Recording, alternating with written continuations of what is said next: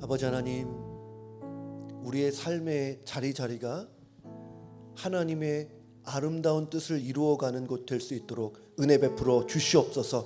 하늘에서 하나님의 뜻이 이루어진 것처럼 하나님, 우리 각자가 이 땅 가운데 하나님의 그 귀하신 뜻을 받들어 하나님의 뜻을 이루어가는 아름다운 통로로 우리를 사용하여 주시고, 하나님 그 일을 위해 우리 에브리데이 교회를 사용하여 주셔서 하나님의 영광만을 위해, 하나님의 거룩하신 이름만을 위해 존재하는 우리 에브리데이 교회 될 수 있도록 축복하여 주시옵소서. 오늘도 예배로 주님 앞에 나아갑니다. 예배를 주님이 받아주시고 예배자를 찾으시는 하나님 앞에 영과 진리로 예배하는 저희 될 수 있도록 도와주시옵소서.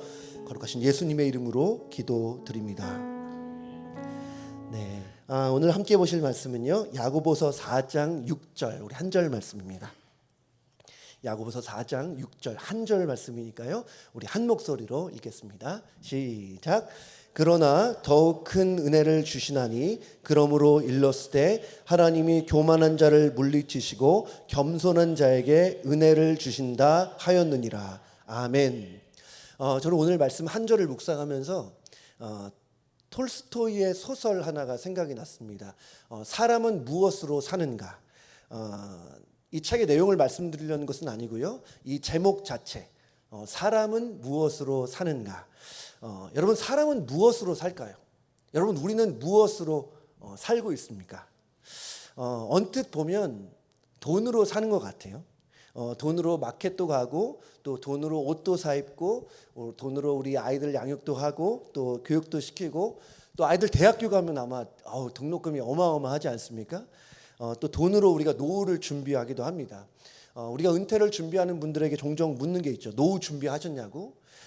보통은 경제적으로 좀 준비가 되셨냐, 이런 물음 아니겠습니까? 뭐 연금이라든지 소셜 같은 거 받아서 계속 생활하실 수 있냐, 이런 것을 묻기도 합니다.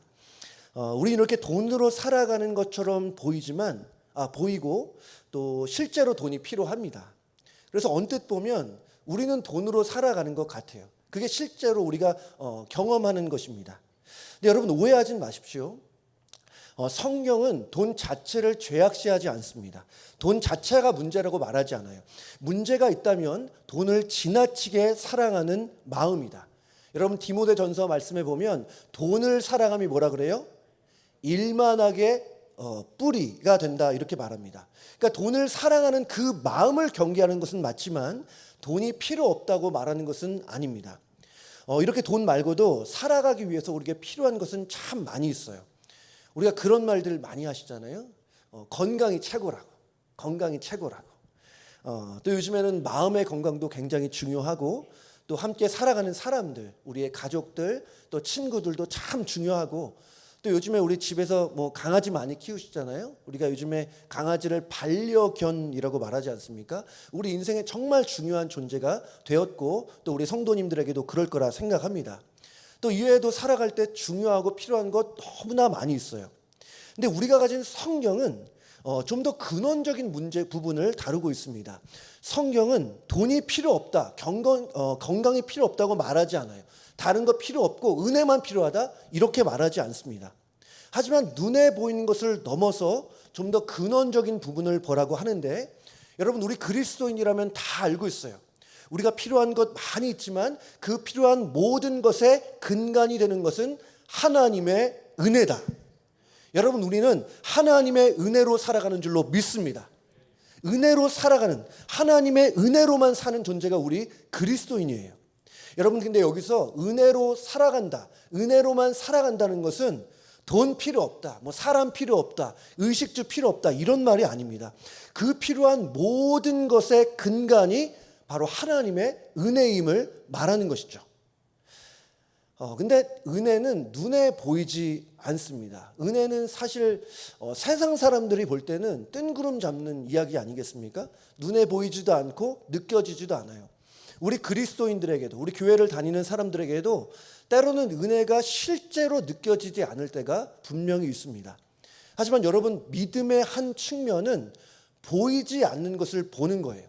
우리가 세상 사람들과 다른 것 중에 하나는 세상 사람들이 보지 못하는 것을 우리는 보는 데 있습니다.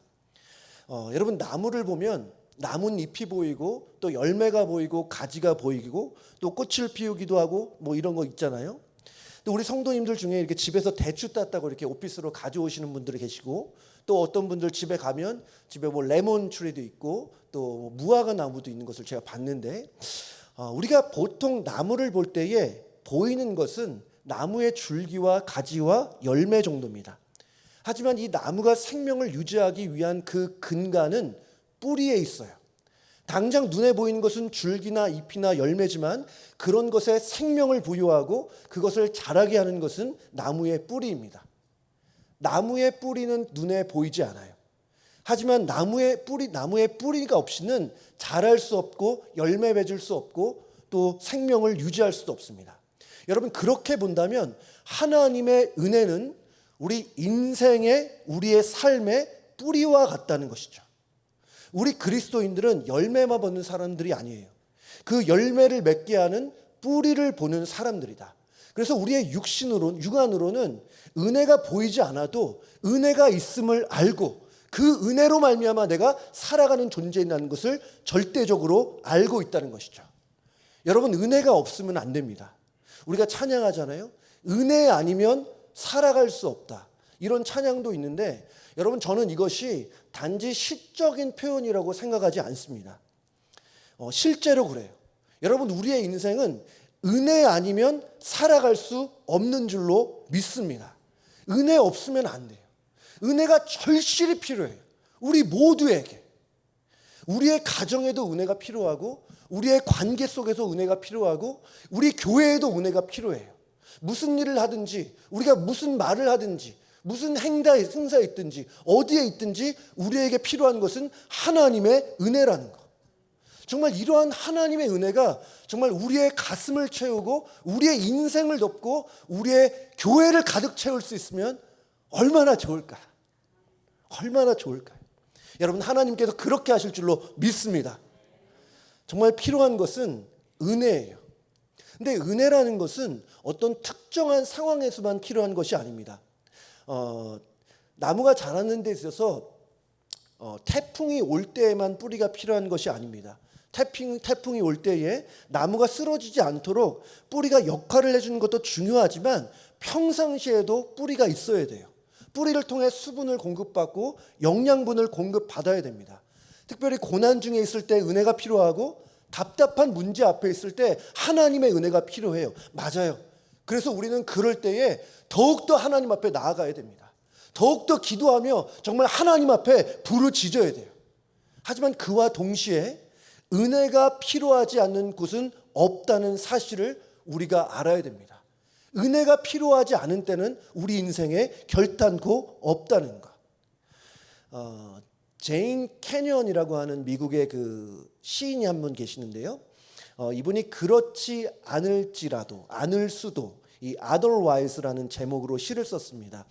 이 시를 보면 우리가 평범하게 살아가는 이 하루, 정말 평범한 일상에서도 당연한 것이 아니라 그것이 선물이라는 사실을 우리가 알 수 있는데요. 짧으니까 제가 한번 읽어볼게요. 그렇지 않을 수도 잠자리에서 일어났습니다. 튼튼한 두 다리로 그렇지 않을 수도 있는데 고소한 우유에 시리얼을 타서 잘 익고 흠없는 복숭아와 함께 먹었지요.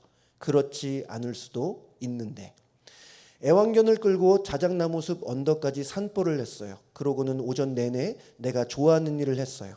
점심에는 내 짝과 함께 소파에 기대었어요. 그렇지 않을 수도 있는데 우린 함께 저녁을 먹었어요. 은초대에 불을 켠 멋진 식탁에서 그렇지 않을 수도 있는데 하루를 마치려고 잠자리에 누웠습니다. 그림들이 걸려있는 방에서 말입니다. 그러고는 오늘 같은 행복한 또 다른 날을 꿈꾸었죠. 그러나 나는 압니다. 그렇지 않을 수도 있다는 것을. 여러분 사람은 무엇으로 사는가? 여러분 우리는 하나님의 은혜로 사는 줄로 믿습니다. 그 은혜의 뿌리로 우리의 인생이 지탱되어져 왔고 앞으로도 그럴 거예요. 뿌리는 원래 눈에 보이지 않습니다. 그렇기 때문에 우리 육안에 은혜가 보이지 않고 은혜가 때로는 느껴지지 않는다 하더라도 여러분 은혜가 없다고 결론 짓지 마시기 바랍니다. 정말 어려운 일이 많이 있어요. 고난이 꼬리에 꼬리를 물어요. 여러분, 그렇다 하더라도 하나님의 은혜가 없다고 생각하지 마시기 바랍니다.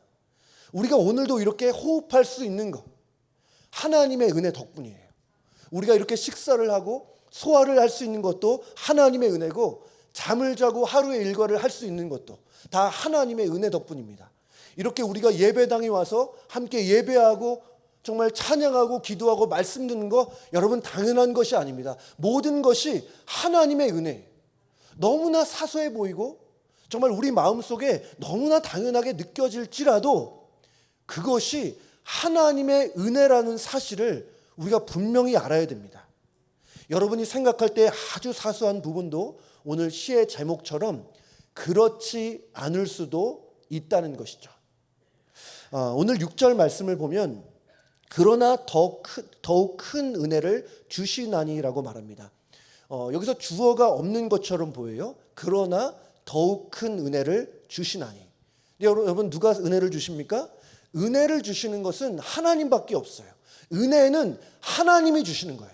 하나님만이 주실 수 있어요. 그래서 은혜라는 단어는 언제나 주어가 하나님입니다. 우리는 목사님을 통해 은혜 받았다 말할 수 있어요. 하지만 은혜의 시작과 근간은 사람이 아니에요. 예배를 통해 은혜를 받았다면 언제나 하나님으로부터 그 은혜가 시작되었음을 여러분 기억하시기 바랍니다. 여러분, 그래서 은혜는 내가 노력한 결과로 얻는 것이 아닙니다.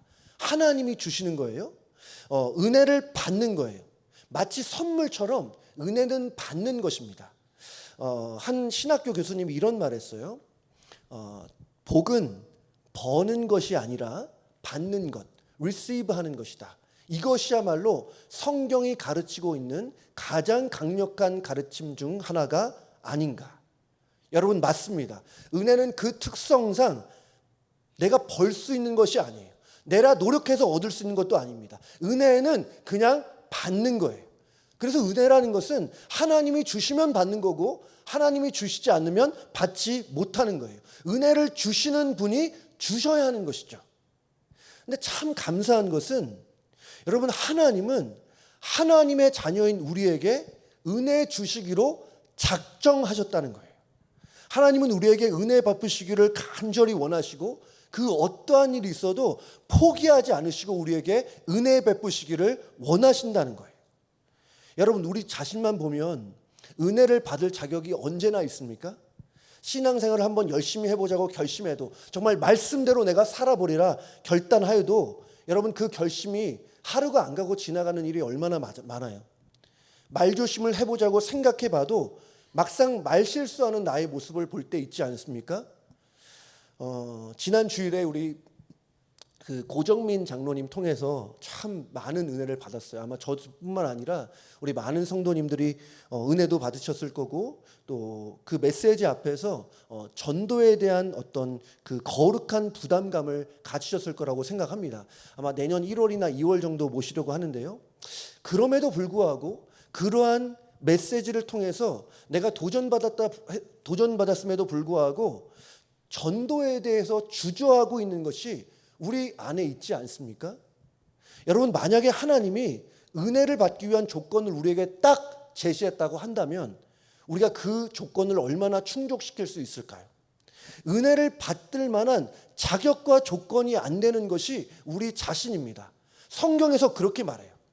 근데 참 이상한 것은 그럼에도 불구하고 하나님은 우리에게 은혜 베푸시기를 원하신다는 것. 하나님이 얼마나 여러분에게 은혜 베푸시기를 원하시는지 몰라요. 여러분, 정말 우리는 은혜를 사모하잖아요. 정말 은혜를 받기를 원하십니까? 아멘 해주실 거예요. 정말 여러분은 은혜 안에 살기를 원하실 거예요. 모두가 그러실 거라고 생각하지만 우리가 은혜를 받기 원하는 그 마음 이상으로 그것과 비교할 수 없이 하나님은 우리에게 은혜 주시기를 원하신다는 것. 여러분, 이것을 꼭 기억하시기 바랍니다. 그래서 우리가 섬기는 하나님은 은혜의 하나님이에요. 은혜 베푸시기를 간절히 원하시는 하나님이시다. 그런데 오늘 6절 말씀을 다시 보면 하나님이 더욱 큰 은혜를 주신다고 말씀합니다. 여러분 영어 성경에서 이 더욱 큰 은혜라를 뭐라고 보통 번역을 하냐면 more grace라고 그래요. 그냥 more grace. 그러니까 여기서 more grace라고 한다는 것은 이미 주어진 은혜가 있다는 사실을 전제로 하는 거예요. 그러니까 이미 grace가 있는데 더 많은 grace를 부어주시겠다는 거. 여러분 은혜에 있어서는 우리가 욕심을 내야 합니다. 정말 은혜를 사모해야 돼요. 정말 오늘 하루도 은혜 없이는 살아갈 수 없다는 심정으로 우리는 하나님 앞에 은혜를 구해야 됩니다. 여러분 우리 안에 영적인 침체가 오는 여러 가지의 과정이 있다고 생각을 합니다. 우리 안에 영적인 침체를 경험한 분이 계시다면 그 이유 중에 하나는 어제의 은혜로 오늘을 살아가는 거예요. 여러분 이런 일이 얼마나 많이 있는지 모릅니다. 오늘 하루는 오늘 하나님께서 주시는 은혜로 살아야 되는데 어제의 은혜로 오늘을 살아가는 거예요. 여러분 어제 밥을 많이 먹었다고 해서 그걸로 오늘을 살아갈 수 있습니까? 오늘을 위해서 오늘의 밥을 먹어야 돼요. 그런데 은혜에 있어서는 옛날 머나먼 옛적의 은혜만 곱씹고 있는 경우가 얼마나 비일비재한지 몰라요. 여러분 오늘도 우리는 그래서 오늘도 오늘 주시는 은혜를 사모해야 될 줄로 믿습니다. 정말 얕은 은혜로 그냥 거기에만 겨우겨우 만족하는 그런 수준이 아니라 정말 얕은 은혜로 겨우겨우 버텨내는 수준이 아니라 정말 은혜를 받되 충만한 은혜로 정말 한 방울씩 한 방울씩 내리는 은혜가 아니라 강물같이 흐르는 은혜가 여러분에게 있기를 주님의 이름으로 축복합니다. 여러분 그러한 은혜로 우리가 회복되어야 되죠. 여러분의 가정이 회복되어야 되고 우리의 관계가 회복되어야 되고 우리의 교회가 놀라운 회복이 있어야 될 줄로 믿습니다. 여러분 회복뿐만 아니라 독수리 날개쳐 올라감 같은 놀라운 영적인 비상이 있을 수 있다고 믿어요. 하나님의 은혜가 있으면 불가능은 없는 줄로 믿습니다. 여러분 그래서 은혜에 있어서는 우리가 욕심을 내야 돼요. 하나님께 매달려서 여러분 은혜를 구하시기 바랍니다. 정말 하나님과 씨름하여 은혜를 받았던 그 야곱처럼 하나님을 끝까지 붙들고서라도 은혜를 사모하는 심정으로 그렇게 하나님 앞에 매달리시기를 바랍니다. 여러분 우리 하나님은 우리가 은혜를 베풀어 달라고 할 때에 우리가 은혜를 좀 달라고 할 때에 우리를 외면하시는 분이 아니에요. 물론 하나님의 타이밍이 우리의 타이밍과 다를 수 있습니다. 그렇잖아요? 많이 달라요. 그럼에도 불구하고 하나님의 본심은 우리 모두에게 그분의 은혜를 부어주시는 것. 하나님은 구하는 자에게 놀라운 은혜를 주실 줄로 믿습니다. 근데 오늘 본문에서는 우리가 더욱 큰 은혜를 받는 방법에 대해서 말하고 있는데요. 오늘 6절 말씀 같이 읽어볼게요. 시작. 그러나 더욱 큰 은혜를 주시나니 그러므로 일렀으되 하나님이 교만한 자를 물리치시고 겸손한 자에게 은혜를 주신다 하였느니라. 겸손한 자에게 은혜를 주신다. 저는 이 말씀을 보면서 그 말이 생각났어요. 여러분 이 말 많이 들어보셨을 거예요. 하늘은 스스로 돕는 자를 뭐라 그러죠? 돕는다. 하늘은 스스로 돕는 자를 돕는다. 여러분 이 말 다 들어보셨을 텐데 제가 질문 하나 하겠습니다. 이 말이 어디에 기록되어 있을까요? 1번 구약, 2번 신약. 안 든 분은 네, 잘하셨습니다. 이 말은 성경에 기록된 말이 아니에요. 하늘은 스스로 돕는 자를 돕는다. 근데 저는 오늘 본문을 묵상하면서 하늘은 스스로 돕는 자를 돕는 것이 아니라 하나님은 스스로 겸손한 자를 돕는다가 더 맞다고 생각을 했습니다. 우리가 더 큰 은혜를 받기 위해서 필요한 것은 겸손함이에요. 오늘 야고보 사도는 우리가 더 큰 은혜를 받기 위한 조건으로서 겸손함에 대해서 말하고 있습니다. 하나님은 우리 모두에게 은혜를 베푸시기 원하시지만 특별히 겸손한 자에게 더욱 큰 은혜를 베풀어 주시기를 원한다. 여러분 그래서 오늘 설교 제목처럼 물은 낮은 곳으로 흐르지만 하나님의 은혜는 겸손한 곳으로 흐릅니다. 하나님께서 우리 믿는 자에게 공통적으로 주시는 은혜가 있어요. 영원전부터 우리를 사랑하셨고 영원전부터 우리를 택하셨어요. 여러분, 그리스도의 십자가로 인해서 하나님과의 관계가 회복된 것이 우리입니다. 그리고 하나님의 자녀라고 하는 놀라운 지위를 받기도 했고, 또 예수님을 믿는 모든 자에게는 성령 하나님을 부어주셨어요. 여러분이 예수님을 믿습니까? 여러분이 느끼든 느끼지 않든 여러분 안에는 성령 하나님이 내주하세요. 그리고 그 성령 하나님은 여러분을 떠나시는 법이 없습니다. 세상 끝날까지 우리 안에 계시고 우리와 함께 하시고 우리를 인도하시고 우리를 지키시는 분이 성령님이시다. 하지만 하나님은 우리에게 그러한 은혜뿐만 아니라 더욱 큰 은혜를 주시기 원하신다. 그리고 그 은혜를 받기 위한 통로가 겸손함이다 라는 거예요. 근데 참 이 겸손함이라는 것이 쉽지 않습니다. 겸손의 반대말 뭐예요? 교만이잖아요. 이 겸손과 교만은 조금 다른 죄들과는 조금 다른 점들이 있고 또 구분하기가 참 쉽지 않은 거예요. 우리 중에 겸손한 분 계십니까? 스스로 겸손하다고 생각하시는 분 계시다면 솔직하게 한번 손 한번 들어봐 주세요. 그래서 나는 남들보다는 좀 많이 겸손하다. 지금 옆에 찌르고 계신 분이 계신데 한번 손 들어보시기 바래요. 저밖에 없네요. 저밖에. 제가 강단에서 말하는 거예요. 그래도 저 정도면 겸손한 것 같고 설교할 때 나 자랑도 안 하고 또 저 정도면 굉장히 겸손한 목사다. 아멘? 답이 없네. 라고 제가 말한다면 저는 확실하게 겸손하지 않은 목사예요. 교만한 사람일 거예요. 아멘 해주시면 제가 마음으로는 감사하다고 말씀드리려고 했는데 제가 원고에 써놨는데 아무도 아멘이 없네요. 여러분, 제가 스스로를 겸손하다가 내가 스스로를 겸손하다고 생각한다면 그것은 내가 겸손하지 않다는 확실한 증거입니다. 방금 손을 안 드신 게 다행이에요. 여러분, 내가 교만하다는 사실을 가장 잘 모르는 사람이 누구일까요? 내 주변의 사람들, 구역 식구들, 내 배우자 아닙니다. 주변 사람들은 내가 다 교만한 거 아는데 내가 교만하다는 사실을 끝까지 잘 모르는 사람은 나 자신이에요. 이 교만이라는 것은 우리 자신을 기만하기 쉽습니다. 나를 속이는 거예요. 나는 그래도 조금 겸손하다. 그래서 참 이 교만과 겸손은 분별하기도 쉽지 않고요. 실제로 겸손하는 것은 더더욱 어려운 일이라는 거 여러분 아마 잘 아실 거라 생각합니다. 그러면 우리는 어떻게 겸손해질 수 있을까? 우리는 보통 그런 생각을 해요. 우리가 많이 실패하고 많이 넘어지고 실수도 많이 해봐야 그래야 사람이 좀 낮아지고 겸손해진다. 일면 맞는 말입니다. 계속해서 승승장구하고 실수 없고 실패가 없는 사람이 겸손하기는 참으로 어려워요. 실패도 해봐야 되고 실수도 해봐야 돼요. 근데 영적으로 보면 이게 꼭 맞는 말은 아님을 알 수 있습니다. 우리가 말씀을 따라 살아야 되는데 오히려 죄에 빠질 때가 있어요. 많이 있잖아요. 우리가 많이 실수하고 범죄한다고 해서 여러분 그 사실 자체가 우리를 겸손하게 만드는가? 나의 연약함을 내가 많이 경험했다고 해서 그 사실 자체가 우리를 겸손하게 만들 수 있습니까? 잠시는 그런 것처럼 보일 수 있어요. 잠시는 이렇게 생각할 수 있죠. 아, 정말 나는 안 되는구나.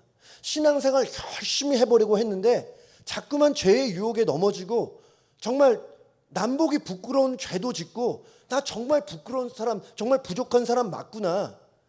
그리고 이 또한 죄로 인해서 어떤 벌을 받게 될 때에 우리는 조금 겸손해질 수 있고 겸손해질 수 있다고 많이들 생각을 합니다.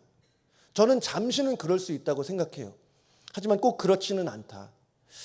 우리가 진정으로 그것은 진정으로 겸손해지는 것이 아니라 기가 꺾인 것이라고 표현하고 싶습니다. 죄를 많이 짓고 그리고 많이 넘어진다고 해서 그것이 자동적으로 나를 겸손하게 만드는 것은 아니에요. 여러분, 사사시대를 생각해 보십시오. 사사시대의 특징 여러분 다 아시죠? 사사시대의 특징은 사람이 자기 소견에 옳은 대로 행했다는 거예요. 말씀의 기준이 아니라 내 마음대로 살았다. 내가 원하는 대로 죄를 짓기도 했고 내가 원하는 대로 막 맘대로 살았어요. 여러분 그 결과가 뭐였습니까? 하나님의 징벌이었어요. 그래서 이방 민족들이 자꾸 와서 이스라엘 백성들 괴롭히고 못살게 구고 얼마나 많은 사람들 죽였습니까? 그 계속해서 이게 반복되고 있어요. 하지만 그럼에도 불구하고 사사시대의 이스라엘은 겸손해지지 않았습니다. 그렇게 죄를 짓고 죄의 결과로서 벌을 그렇게 많이 받았음에도 불구하고 겸손해지지 않았어요. 그냥 계속해서 수백 년 동안 자기의 소견에 옳은 대로 행했어요.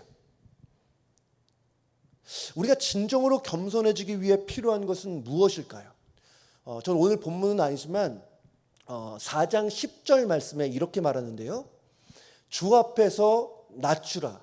그리하면 너희를 높이시리라. 여러분 진정한 겸손은 우리가 하나님 앞에 섰을 때부터 시작됩니다. 우리 교회 노래 잘하시는 분 많아요. 또 성악을 하시는 분들 있지만 주변 사람들이 너무 노래 잘한다고 성악 너무 잘한다고 해요. 하지만 조수미 씨 앞에서는 겸손해지지 않을 수 없습니다. 축구를 좀 잘해요. 시업을 할 때마다 막 골을 넣어요. 하지만 손흥민 씨 앞에서는 겸손할 수밖에 없어요. 권투를 조금 해요. 하지만 마이크 타이슨 앞에서 생색낼 수 없잖아요. 수영을 막 엄청 잘해요. 주변 사람들이 막 물개라고 막 칭찬을 해요. 그렇더라도 마이클 펠프스 앞에서는 겸손하지 않을 수 없는 거죠. 여러분 우리가 이 우주 만물, 이 모든 만물을 창조하신 위대하신 하나님 앞에 선다면 그것이 우리의 마음속에 진정으로 믿어지고 영적으로 느껴진다면 어떨까요? 그 위대하심이 깨달아질 때에 우리는 우리 자신이 얼마나 작은 존재인지를 알게 됩니다. 하나님을 볼 때에 나의 작음을 알게 되는 거예요. 여러분 우리가 섬기는 하나님 성경에 뭐라고 해요? 지극히 거룩하신 하나님이라고 해요. 천사들이 그러죠. 거룩하다, 거룩하다, 거룩하다. 이것은 최상급 표현입니다. 그 거룩하신 하나님 앞에 서면 내가 얼마나 부정하고 내게 얼마나 죄가 많은지가 깨달아지는 거예요. 그럴 때 겸손이 시작됩니다. 여러분 우리 은혜에 대해서 찬양했잖아요. 여러분 우리 하나님은 은혜가 풍성하신 하나님 아니겠습니까? 한량없는 은혜를, 다함없는 은혜를 부어주시는 분이에요. 정말 아무런 자격 없고 조건 안 되는 내가 그 하나님의 앞에서 받은 은혜를 생각해 볼 때에 그 은혜를 세어보면 내가 하나님 앞에 얼마나 빚진 자인지를 인식하게 됩니다. 그럴 때 진정으로 겸손이 시작된다는 거예요. 그 위대하신 하나님 앞에 선다면 우리는 우리가 어떻게 우리 자신을 높일 수 있겠습니까? 그 위대하신 하나님의 임재 앞에 있을 때 우리는 우리 자신을 한없이 낮출 수밖에 없다는 것이죠. 그래서 진정으로 겸손한 사람은 먼저 하나님 앞에 서서 하나님을 바라봅니다. 그리고 하나님 앞에서 내가 어떠한 사람인지 하나님의 크심을 알고 나의 작음을 아는 사람. 그렇게 보면 여러분 하나님 앞에서 우리가 자랑할 거 없어요. 우리가 하나님 앞에서 정말 사람들 앞에 뽐낼 거 없어요. 무엇을 잘하든 여러분 그거 다 하나님이 주신 거 아니겠습니까? 우리 다 청직이잖아요. 우리가 돈에 대해서만 청직입니까? 우리의 인생도 청직이 인생이에요. 무엇을 잘한다, 무엇을 한다면 그 모든 동력과 자원이 하나님께 주어진 것이에요. 오늘 본문이 말하는 것은 여러분 이러한 겸손이 하나님의 크신 은혜를 받는 통로라는 것입니다. 얕은 은혜, 정말 얄팍하고 작은 은혜가 아니라 여러분 큰 은혜 누리고 싶지 않으십니까? 하나님의 은혜를 정말 바다와 같은 은혜를 누리고 싶지 않으십니까? 여러분 그렇다면 하나님 앞에 서시기 바랍니다. 거룩하신 하나님의 임재를 경험하시기 바랍니다. 여러분 예배를 통해서 말씀과 기도를 통해서 존귀하신 하나님의 존전 앞으로 나아가시기를 바랍니다. 여러분 기도할 때에 그냥 공허하게 그냥 누군가는 듣겠지라는 마음이 아니라 바로 내 앞에서 하나님이 나의 기도 한마디 한마디를 들으시는 것처럼 그렇게 기도해 보세요. 말씀을 볼 때에 2000년 전에 기록된 그 말씀이 아니라 지금 현재 나에게 주시는 하나님의 음성으로 느끼면서 여러분 그렇게 말씀을 봐보세요. 이 시간 귀하게 여러분들 교회에 나와서 예배당에서 하나님 앞에 예배하고 있는데 어쩌면 이 예배가 하나님 앞에 이 땅에서 살아가서 드리는 마지막 예배인 것처럼 간절함으로 하나님 앞에 나아가서 예배해 보십시오. 여러분 그럴 때에 우리는 영적으로 하나님을 보게 될 것입니다. 하나님이 어떠한 분인지를 깨닫게 될 거예요. 여러분 그러면서 자연스럽게 우리의 마음 안에는 하나님이 주시는 겸손의 은혜가 주어진다. 하나님 앞에 서면 겸손하지 않을 수 없는 줄로 믿습니다. 그리고 우리의 마음이 정말 그렇게 겸손하게 되면 말할 수 없는 큰 은혜를 경험하게 될 줄로 믿습니다. 여러분 이렇게 모두가 우리 모든 성도님들이 이렇게 하나님 앞에서 겸손함으로 말미암아 이전보다 더욱더 큰 은혜를 받으시기를 주님의 이름으로 축복합니다. 여러분 사람은 무엇으로 사는가? 여러분 사람은 은혜로 사는 거예요. 그런데 교만하면 은혜를 받을 수 없습니다. 더욱 큰 은혜를 받기 원하신다면 하나님의 은혜 속에 여러분 첨벙 들어가서 그 안에 거하시기를 원하신다면 하나님 앞에 서십시오. 하나님 앞에 서서 하나님을 바라보면 겸손하지 않을 수 없어요. 그리고 그 겸손한 자리에 하나님께서 놀라운 은혜를 부어 주실 것입니다. 물은 낮은 데로 흐르고 은혜는 겸손한 곳으로 흐르는 법입니다. 하나님 앞에 겸손함으로 더욱더 큰 은혜를 받아 누리는 우리 귀한 성도님들 다 되시기를 다시 한번 주님의 이름으로 축복합니다. 우리 다시 한번 우리 찬양 한번 했으면 좋겠는데요. 손경민 목사님, 하나 에피소드를 말씀드리면요. 지난 선교 대회 때 이제 손경민 목사님이 거기 오셨어요. 이제 다들 명찰이 주어졌어요. 저도 명찰이 주어졌고, 근데 어떤 목사님이 갑자기 제가 모르는 목사님이 와가지고 아우 손 목사님이냐고 식사 한 끼 대접하겠다고. 그래서 근데 제가 좀 놀랐어요. 모르는 분이 갑자기 밥 먹자 그래서 제가 근데 시간이 좀 없었거든요. 그래서 죄송하다고. 근데 그 옆에 있는 와이프 어떤 사모님이 그분 아니라고. 그래서 에브리데이 교회 목사라고 했더니 너무 당황해 하시는 거예요. 그래서 이왕에 그냥 말 나왔으니까 밥 먹죠요. 그래서 제가 거절했습니다. 뭐 쓸데없는 얘기 했는데요. 어쨌든 우리 사랑하는 우리 성경민 목사님이 주신 찬양, 우리 은혜, 우리 같이 한번 찬양하면 좋겠습니다. 내가 누려왔던 모든 것들이 내가 지나왔던 모든 시간이 내가 걸어왔던 모든 순간이 당연한 것 아니라 은혜였소. 아침해가 뜨고 저녁에 노는 봄의 꽃향기와 가을의 열매 변하는 계절의 모든 순간이 당연한 것 아니라 은혜였소. 모든 것이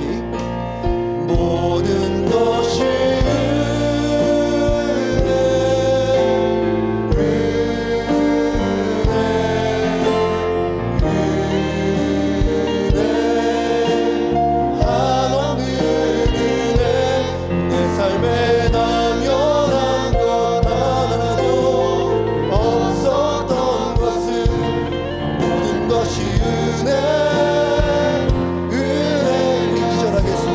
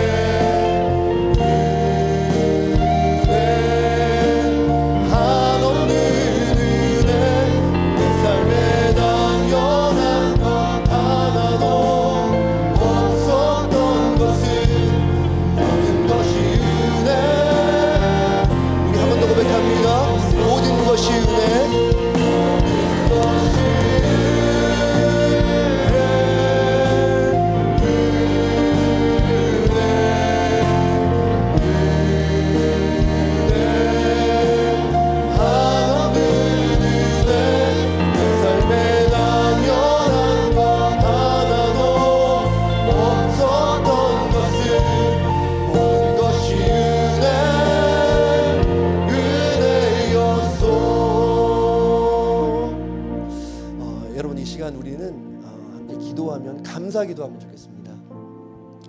여러분 이렇게 주님을 만나서 하나님 자녀가 되고 이렇게 하나님께 예배하는 예배자 되었잖아요. 정말 생각해 보면 우리에게 베푸신 은혜가 얼마나 큰지 몰라요. 저는 그렇게 생각합니다. 우리가 저 천국에 가서 영원을 산다 하여도 하나님의 은혜를 다 깨닫는 날은 오지 않을 것이다. 여러분, 우리에게 은혜가 느껴지지 않는다면 은혜가 없는 것이 아니라 주어진 은혜를 우리가 보지 못하는 거예요. 이 시간 기도할 때에 성령 하나님께서 나의 눈을 열어주셔서 내게 베풀어 주신 하나님의 그 귀하신 은혜가 깨달아져.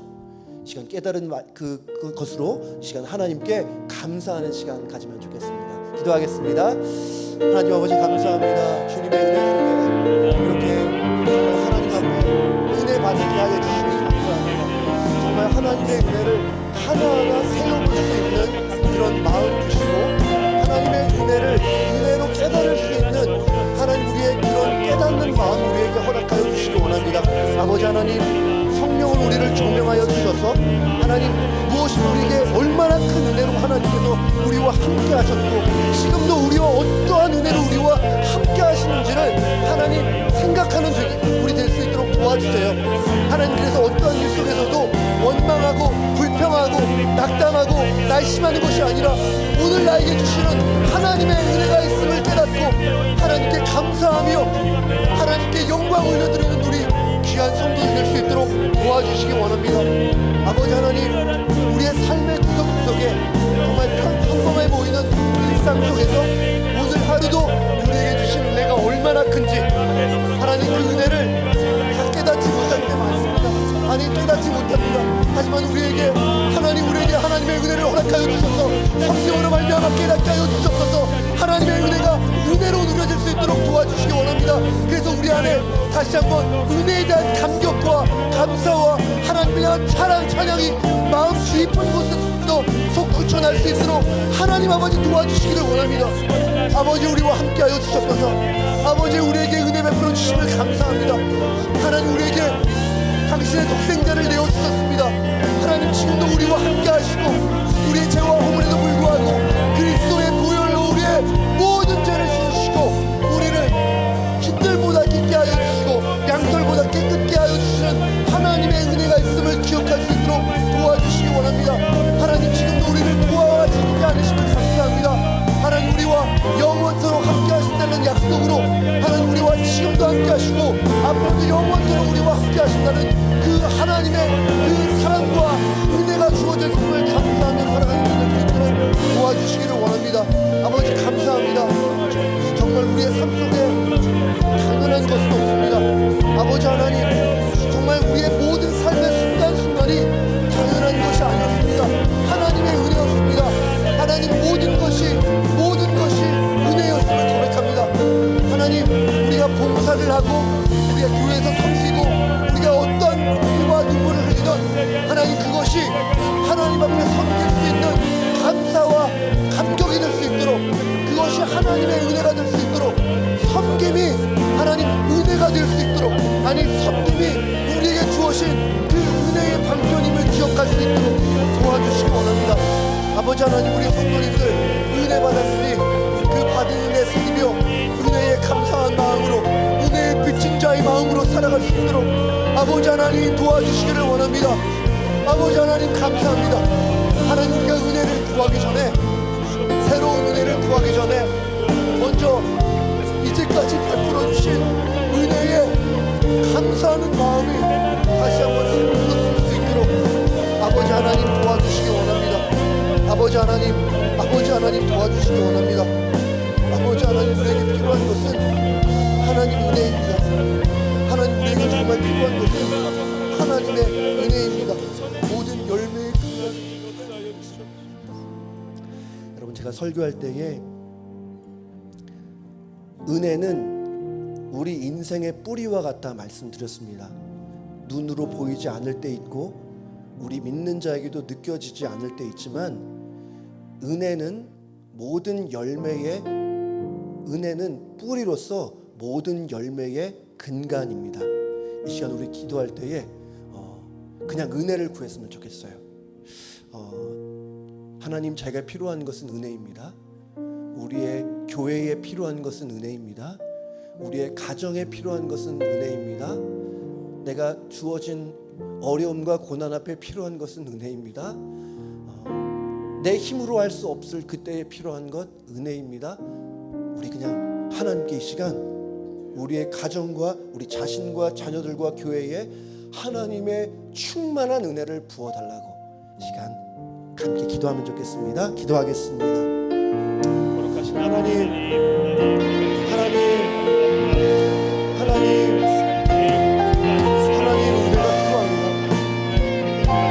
하나님 은혜가 필요합니다. 하나님 우리에게 은혜를 부어주십시오. 하나님 우리에게 은혜를 부어주시기 원해요. 아버지 하나님, 정말 은혜 없이는 한순간도 살아갈 수 없다는 그런 간절함으로 하나님 앞에 은혜를 구할 때 하나님 우리에게 은혜를 주시기 원합니다. 하나님 고단한 인생 속에 필요한 건 은혜입니다. 하나님 우리의 가정과 우리의 자녀들에게 필요한 것은 은혜입니다. 하나님 우리의 에브리데이 교회에 필요한 것은 하나님의 은혜뿐입니다. 아버지 하나님, 우리의 모든 관계와 우리의 삶의 여정과 우리의 일터와 우리가 있는 현장에서 필요한 것은 은혜입니다. 하나님 은혜가 눈에 보이지 않고 느껴지지 않는다 하더라도 하나님 우리의 삶의 모든 열매의 근원은 그 뿌리는 하나님의 은혜입니다. 아버지 하나님 은혜를 부어주시옵소서. 아버지 하나님 은혜를 내려주세요.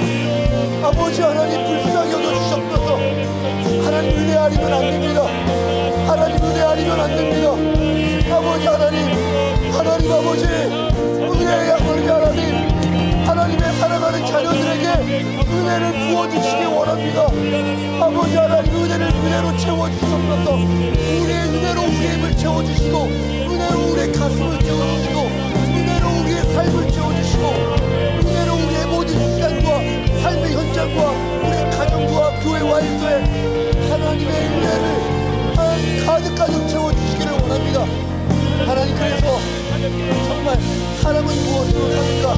하나님 정말 우리는 은혜로 살아갑니다. 하나님 은혜로 살아갑니다. 하나님 누가 뭐래도 우리는 은혜로 살아갑니다. 하나님 은혜 없이는 안 됩니다. 하나님 우리에게 필요한 것은 하나님 간절히 원하고 사모하는 것은 하나님의 은혜입니다. 아버지 하나님 은혜가 필요합니다. 아버지 하나님 우리 성도님들에게 육신의 연약함 가운데 있는 성도들에게 하나님의 은혜를 부어주시기를 원합니다. 아버지 하나님 우리 은혜가 필요하오니 은혜를 부어주시옵소서. 우리 성도님들 삶의 여러 가지 많은 일과 상황과 사망의 음침한 골짜기에 있을 때 하나님 더더욱 하나님의 은혜가 필요합니다. 하나님 은혜로 함께하여 주시옵소서. 하나님 은혜로 함께하여 주시옵소서. 하나님 은혜로 함께하여 주시옵소서. 하나님 은혜로 함께하여 주시옵소서. 하나님 은혜로 우리와 함께하여 주시옵소서. 은혜로 함께하여 주시옵소서. 은혜 충만 은혜 위에 은혜를 부어주시기를 간절히 원하오니 아버지 하나님 우리 성도님들의 기도에 하나님 응답하여 주셔서 하나님 예비하시고 준비하신 은혜를 내려주시기를 원합니다. 오늘 말씀을 전하면서 하나님의 크신 은혜의 통로는 겸손한 마음이라고 말씀드렸습니다. 그릇이 있잖아요. 큰 그릇에는 많은 음식을 담을 수 있어요. 은혜는 마치 음식같이 담을 수 있다고 가정을 한다면 우리가 겸손하면 겸손할수록 겸손의 그릇이 커져가면 커져갈수록 우리 안에 더욱 커다란 은혜를 담을 수 있다고 생각합니다. 이 시간 함께 기도할 때에 여러분 자꾸 교만해지잖아요. 그죠? 저만 그렇지 않을 것 같아요. 우리 모두 다 그런 죄된 경향성이 있잖아요. 이 시간 하나님 앞에 서서 하나님의 영광을 보게 해주세요. 하나님이 얼마나 위대하시고 하나님이 얼마나 거룩하시고 하나님이 얼마나 그 은혜를 많이 베풀어 주는지를 기억하며 그 하나님 앞에 서기 원합니다. 그럴 때에 우리의 마음속에 있는 교만함이 다 녹아지고 정말 예수님처럼 겸손한 마음 허락해 달라고, 이 시간 하나님의 크심을 알고 나의 작음을 알아 진정한 겸손함에 이를 수 있게 해달라고 우리 한번 기도하기 원합니다. 기도하겠습니다. 하나님 아버지, 하나님 아버지, 뿌리 깊은 마음의 교만, 뿌리 깊은, 너무나 뿌리 깊은 이 마음의 교만, 하나님 위대하신 하나님 앞에 서고 지극히 거룩하신 하나님 앞에 서고 한없는 은혜를 베풀어 주신 자신의 독생자를 십자가에 보내신 그 하나님 앞에 서게 하여 주시고 그 영적으로 하나님의 영광을 보게 하여 주시고 하나님 그 내 안에 모든 교만과 자만과 높아지려는 마음이 다 사라져갈 수 있도록 눈 녹듯이 녹아질 수 있도록 도와주시기를 원합니다. 아버지 하나님, 우리 안에 교만한 마음 다 깨져가게 하여 주시고 너희 안에 이 마음을 품으라 곧 그리스도 예수의 마음이 근본 그는 하나님의 본체시나 하나님과 동등됨을 취하지 아니하시고 하나님 우리와 같이 낮아주셔서 정말 진정한 겸손함을 보이자 주님처럼 하나님 우리에게 주님의 겸손한 마음을 허락해 주시기 원합니다. 나를 드러내기 원하는 마음, 사람들에게 인정받기 원하는 마음, 사람들 앞에 높임받기를 원하는 그 모든 교만한 마음, 하나님이 필요 없다는 그 교만이 우리 안에 개정할 수 있도록 도와주시기를 원하고 아버지 하나님,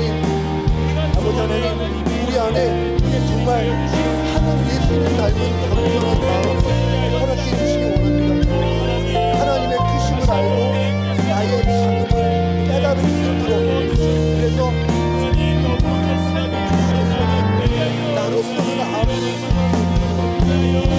나로서는 아무런 소망이 없는 나의 모든 하나님의 뜻과 벗어난 나의 모든 뜻과 나의 정욕과 나의 모든 잘못된 욕망들은 주 예수 그리스도의 십자가 앞에 못 박게 하여 주시고 하나님 우리 안에 그리스도 예수의 마음을 주시기 원합니다.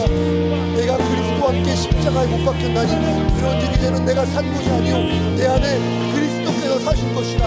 이제 내가 육체가 오게 한 것이 나를 사랑하사 나를 위하여 자기 몸을 버리신 하나님의 아들을 믿는 믿음하신 성도라 말씀하셨습니다. 아버지 하나님, 내가 죽고 나의 옛 자아가 죽고 나의 부패한 자아가 죽고 그리스도로 말미암아 살게 하여 주시고 내가 죽고 예수로 살아가는 참으로 겸손한 인생 되어줄 수 있도록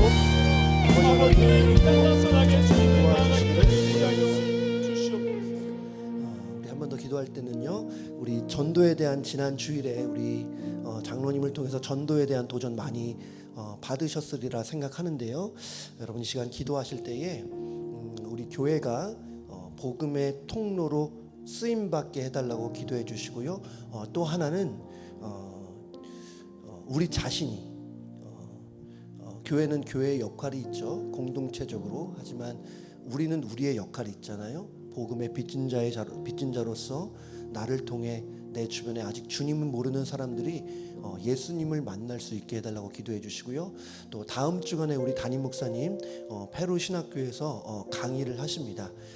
아주 여러 번 강의하시는 걸로 제가 알고 있는데요.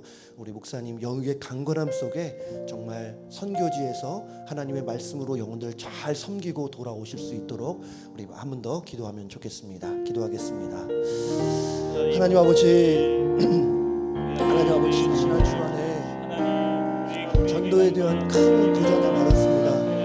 하나님 우리 에브리데이 교회가 먼저 은혜를 받고 먼저 복음을 경험하고 깨달은 자로서 복음의 빚진 자로 세계 열방 가운데 하나님의 그 아름다움을 전하는 예배가 없던 곳에 예배를 세워가는, 정말 하나님의 모든 땅에 하나님을 예배하는 예배전으로 태워가는 그 일에 하나님의 영광이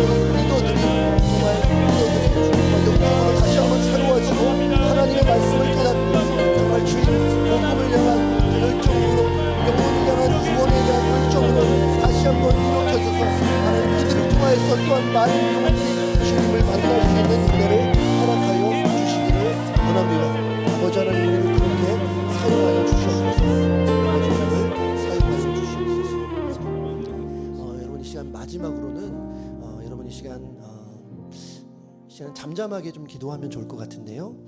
우리 이 시간에는 우리 교회에 있는 연약한 지체를 위해서 기도해 주시고, 또 우리 향기 마을에 있는 지체들을 위해서, 또 우리 여러분이 갖고 계신 기도의 제목을 가지고 이 시간 2-3분 정도 한번 기도하는 시간 갖겠습니다. 기도하겠습니다. 하나님 아버지, 정말 우리 성도님들에게 기도의 은혜를 허락해 주셔서 감사합니다. 우리 교회 연약한 지체들을 위해 기도합니다. 병상에서 어려움 중에 있고 교회를 나오고 싶지만 나오지 못하는 그 안타까운 심령들 하나님 불쌍히 여겨주셔서 하나님 한 분 한 분 주님 앞에 돌아오는 놀라운 역사가 일어날 수 있도록 도와주시기를 원합니다. 성도님들의 기도의 제목들 하나님 지금 다 듣고 계시죠? 하나님은 기도를 들으시기 원하시고 기도를 통해 일하시기 원하시는 분임을 알고 있습니다. 하나님, 우리 기도를 들으시옵소서. 기도를 통해서 일하시고 하늘 문을 열어주시고 기도에 응답 주시고, 정말 기도를 통해 놀라운 회복과 치유와 정말 놀라운 영적인 반전과 하나님의 사랑과 은혜가 다시 한번 경험되어질 수 있도록 하나님, 그렇습니다. 우리 삶의 이유가 그러하듯이 우리 기도하는 이유도 하나님의 영광입니다. 하나님 응답하여 주셔서 기도를 통해 하나님이 존귀 여김 받으시고, 기도를 통해 하나님의 일하심을 드러내고, 기도를 통해 우리를 향한 하나님의 숨결, 기도를 통해 위대하시고 거룩하시고 정말 만물을 지금도 경영하시는 하나님의 사랑을 다시 한번 경험하는 우리 될 수 있도록 도와주시기를 원합니다. 그렇게 하실 하나님을 기대합니다. 하나님, 그렇게 하실 하나님을 기대합니다.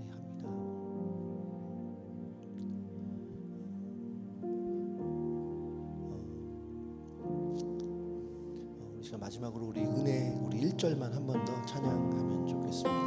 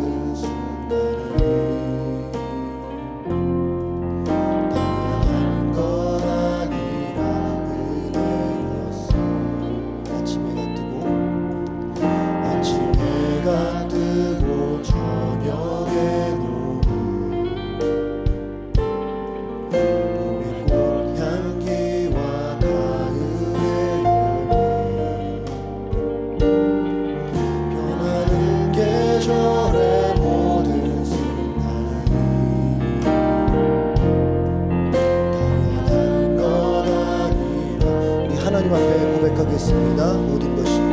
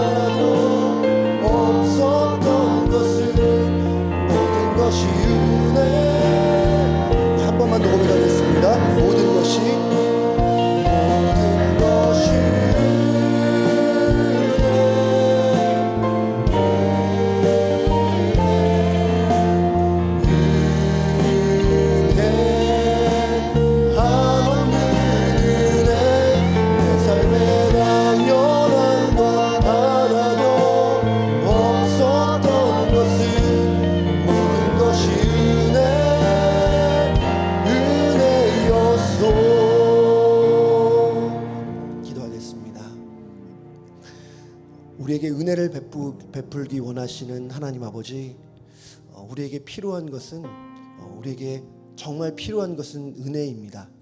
은혜로 우리의 삶과 우리의 가슴을 가득가득 채워주시고, 앞으로도 하나님 앞에 겸손한 마음 가져 더욱더 큰 은혜를 경험하는 우리 성도님들 되게 하여 주시옵소서.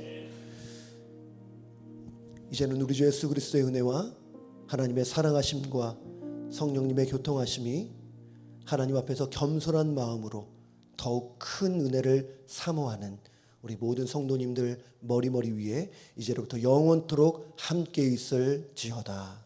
아멘.